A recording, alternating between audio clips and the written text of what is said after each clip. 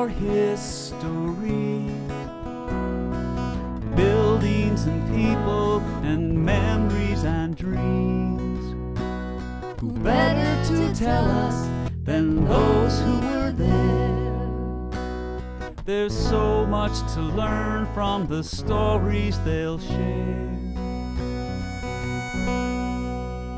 Living history. Living history. Hello, and welcome to Living History with Ted Goldsborough. Today we have Nolan Atkinson, a Philadelphia attorney with us who grew up in Bryn Mawr. And we're going to be talking about his being a Lower Merion commissioner and living in Ardmore and in Haverford. Thanks for joining us, Mr. Atkinson. Happy to be here. I think we said that you had lived on Greenfield Avenue in Ardmore for a while. That's correct. And then you moved. I did. I got married. My wife was ready to have a baby, about to have a baby, and I was still interested in Lower Merion politics. So I had to find a house in the district. Normally when you look for a house, you just have to find one in your budget. I had to not only find one in my budget, but in the district as well. And one weekend I was reading the Mainline Times and saw a property on Booth Lane, which looked like it was in my budget, and it also looked like a nice home. And we drove out, and they were going to hold an open house the next day, and we really loved it. This is 11 Booth Lane, and we bought it. And this would have been, as I said, in 1973, I believe. So we were all set, and I would still be able to campaign and run for a Ward 4 commissioner with the election coming up in November of 1973. And it was about sometime in the spring of 1973 that I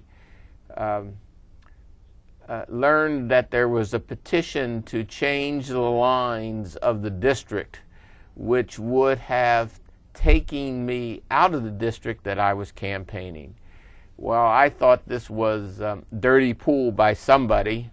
I wasn't quite sure who, and we fought it vigorously. And ultimately, nothing ever happened. The district was changed, and had already been changed, excuse me, and I felt I could run in that district, and I was happy to run in it.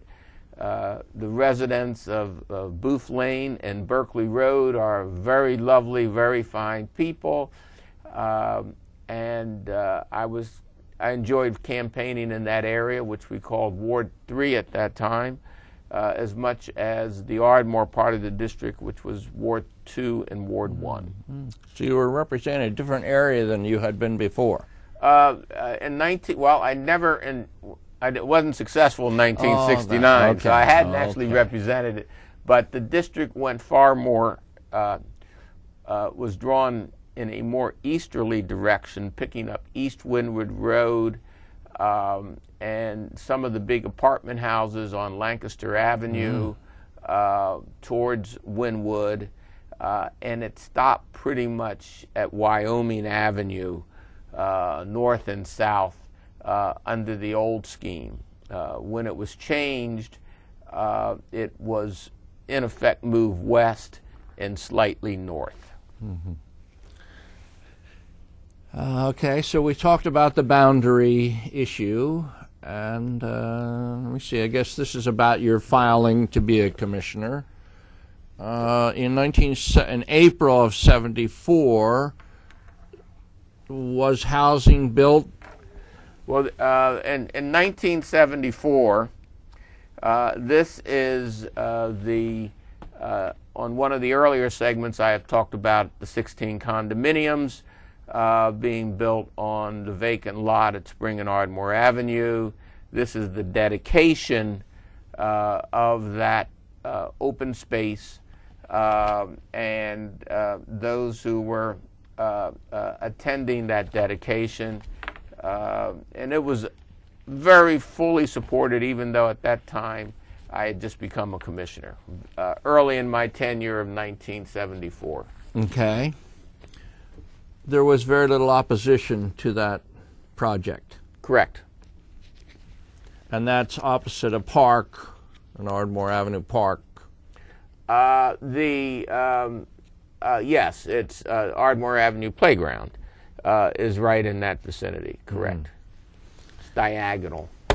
There's an article here, and I don't mean to hit you this, but it's talking about a silent man, and to whom is this article making reference?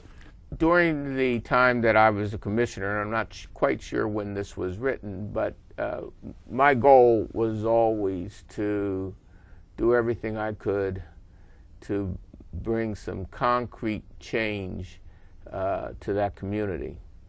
And I was a firm believer that there needed to be some changes to the physical structure of Ardmore, namely the housing, and indeed some of the sidewalks. You'd be surprised what dilapidated sidewalks can do to make a community look dilapidated.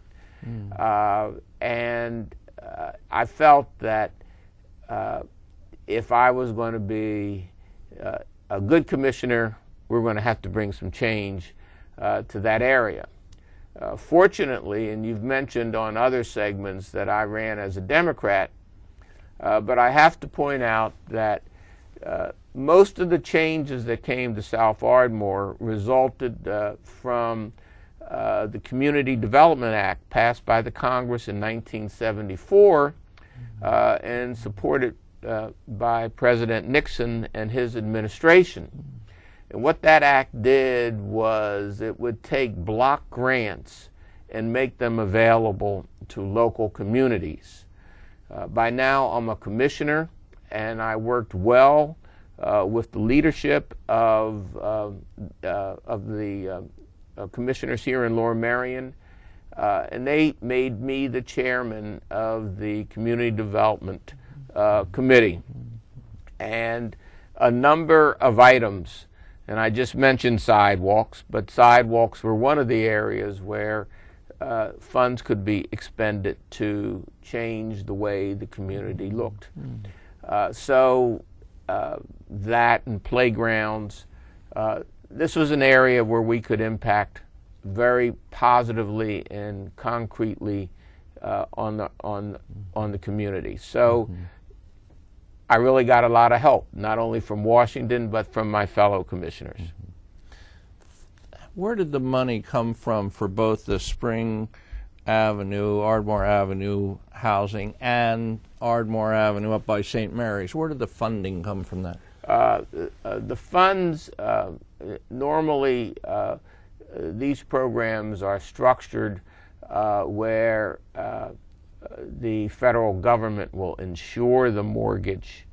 The individuals then will come in and they will get a reduced interest rate on the mortgage, but they still have a mortgage to pay.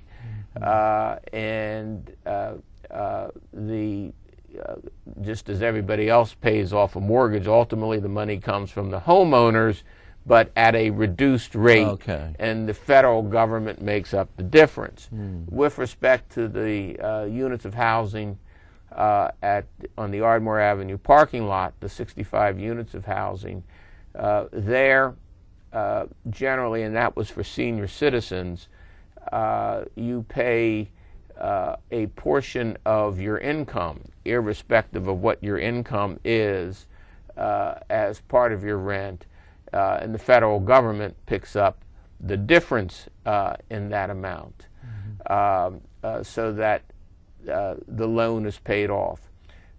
I have to say that in July last summer, 2011, I was fortunate enough to go to the 25th anniversary of Ardmore House, and it is a fabulous institution, well managed, looks good, and still passed the test that I can walk by it 10 years after it was built and nobody's throwing anything at me. Right, so. yeah.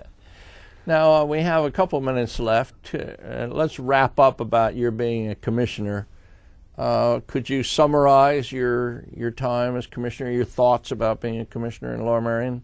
Well, I enjoyed it very much. I think housing was probably the area. As you can tell, I began back in '68 and right through 1986, which is when I believe the dedication for Ardmore housing for the elderly was built. I think that was probably one of the highlights of my career. I've always liked politics. I like developing relationships with people. I was one of the few commissioners that I know I actually took my commissioner's salary and rented an office at 8 East Spring Avenue. And folks could come into my office, usually any evening that I wasn't at the township building, they could come over to the office. I recall once there was a fire right before Christmas on Spring Avenue.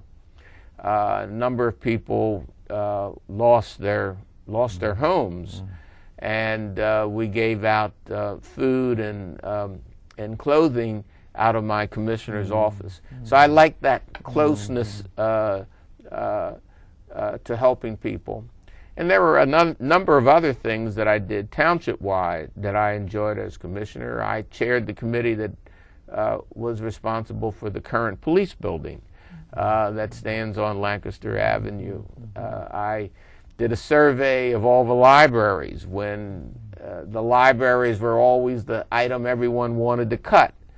And as a result of that survey, I think people realized what a treasure they had with their libraries. So it was not only issues in South Ardmore, but governmental issues across the township, which I enjoyed working on for 12 years.